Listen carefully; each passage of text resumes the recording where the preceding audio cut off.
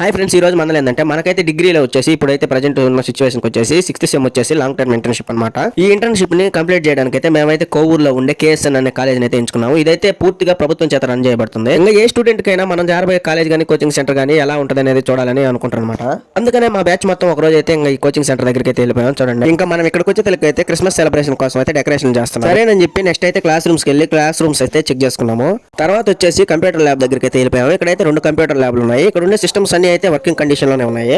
ఇదంతా బాగానే ఉంది, కానీ హాస్టల్ ఎట్టుందో చెక్ చేసుకోవాలని చెప్పి అయితే హాస్టల్కి వెళ్ళిపోయాము. ఇంకా మా బ్యాచ్ అయితే తలా ఒక పక్క ఆలోచిస్తా ఉండరు ఈ హాస్టల్ గురించి. ఈ కాలేజ్ క్యాంపస్ లోనే మనకి ప్లే గ్రౌండ్ కూడా ఉందన్నమాట. చూడండి, పైనుంచి చూస్తే గ్రౌండ్ ఇట్లా ఉంటది అనమాట.